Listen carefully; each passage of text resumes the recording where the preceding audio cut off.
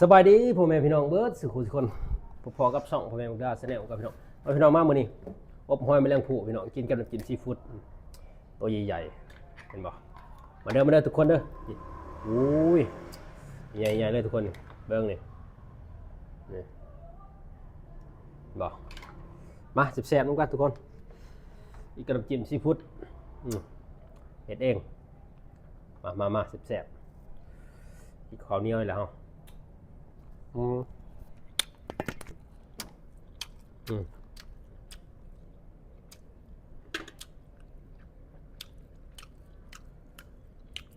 ใกล้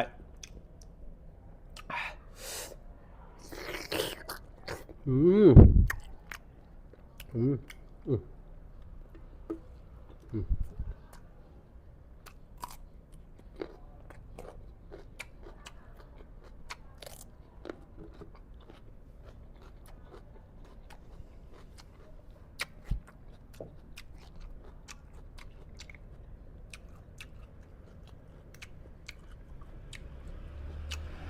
ใบไผ่อีเลิศ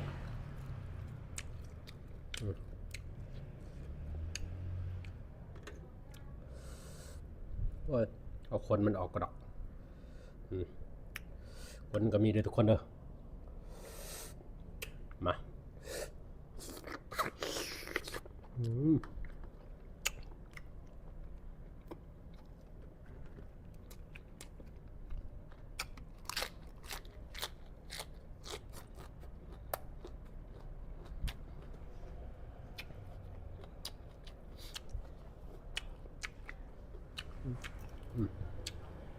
ตัวใหญ่แห้งอวบเลย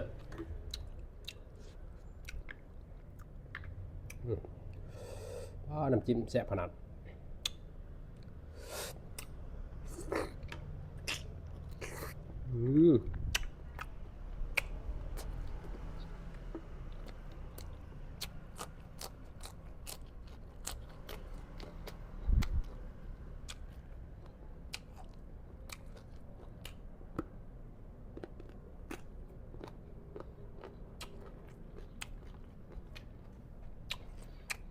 โชคดี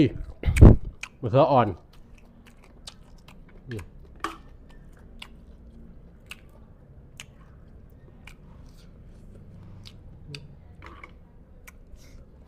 มีแต่ตัวใหญ่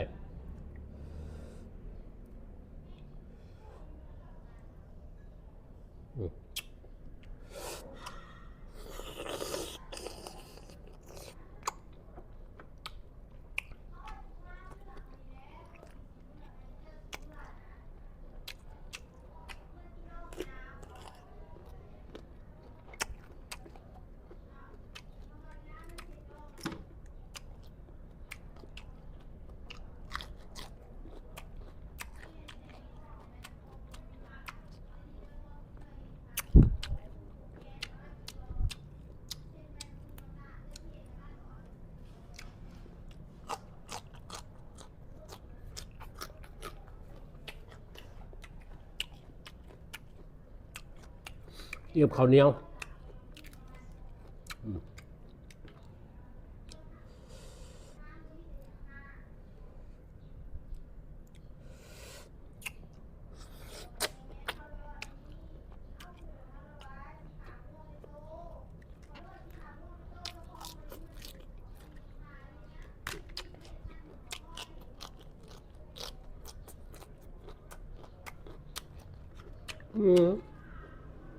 นี่แห้งใหญ่ทุกคน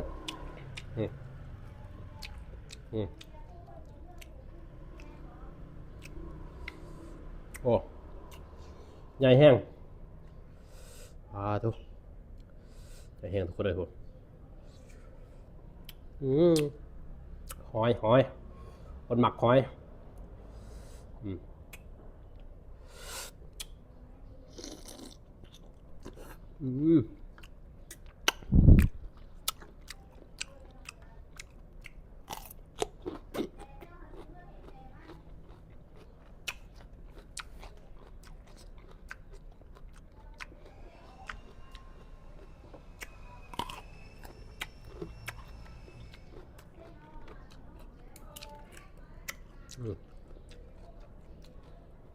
ตัวใหญ่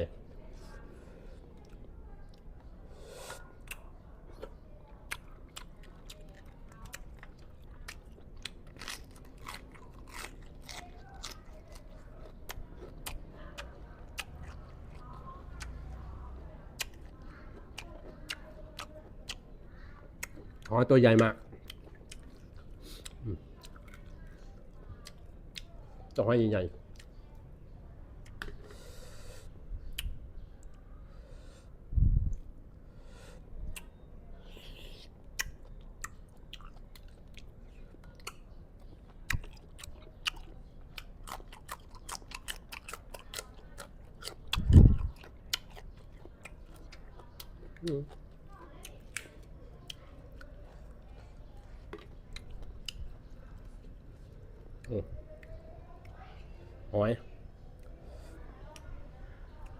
หอย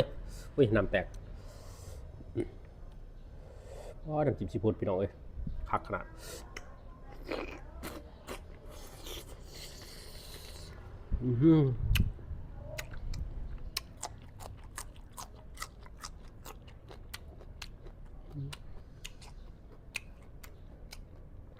ครับ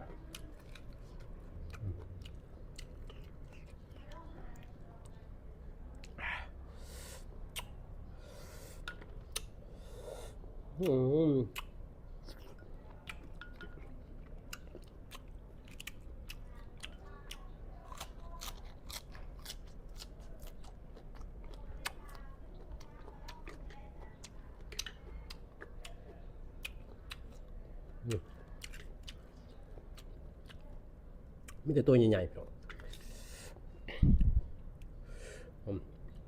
ตัวแบบว้าใหญ่มากจนมันคนจนแบบขนาดเนาะใหญ่แห้ง